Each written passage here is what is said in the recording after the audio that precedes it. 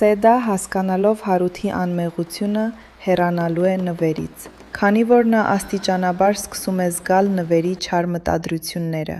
Տաքսիստը սերիալի առաջիկա դրվագներում ինչ է լինելու, Հարութը կների Սեդային, Հարութը դուրս կգա բանտից։ Նրանք, ովքեր ցանկանում են, որ Հարութն ու Սեդան կրկին միասին լինեն, խնդրում եմ մեկնաբանություններում գրեն 1, իսկ նրանք, ովքեր չեն ցանկանում, գրեն 2։ Էլենն ու Նոնան բացահայտ խոստովանում են Սեդային, որ իրենք են գրել նրա մոր մասին նամակները և իրենք են համոզել նրան դուրս գալ ռեստորանից։ Այս խոստովանությունն ապացուցում է, որ Հարութը ոչ մի մեղք չունի այդ վատ դեպքի մեջ։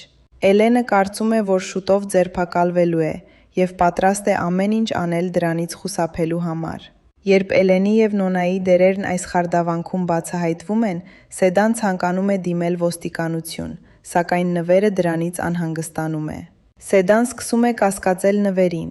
Սեդան բազմիցս փորձում է հանդիպել Հարութին և պատմել նրան այն ամենը, ինչ գիտի, սակայն Հարութը հրաժարվում է հանդիպել։ Սեդան խոսում է Մերֆիի հետաքննիչի հետ և պատմում նրան ճշմարտությունը։ Նվերը դրանից անհանգստանում է և կարծում է, որ պարտվել է։ Միևնույն ժամանակ, Մանեն այլևս կորցնում է ամբողջ ինքնատիրապետումը և որոշում է ոչնչացնել այն ամենը, ինչ հայտնվում է իր ճանապարհին։ Նվերը չգիտի, թե ինչ անել Մանեի այս խելահեղ վիճակի հետ։ Էլենը կարծում է, որ շուտով ձերբակալվելու է և դրա դեմն առնելու համար պատրաստ է դիմել ցանկացած միջոցի։ Էլենը գաղտնի արտասահման փախչելու համար օգնություն է խնդրում վտանգավոր մարդկանցից։ Սեդան այժմ հստակ գիտակցում է, թե ինչպես է նվերը մանիպուլյատիվ խաղեր խաղացել՝ իրեն Հարութից բաժանելու և նրան կրկին իր կողմը գրավելու համար։ Նա արդեն հասկանում է նաև նվերի անցյալի վախկոտությունը և Հարութին մեղավոր ներկայացնելու համար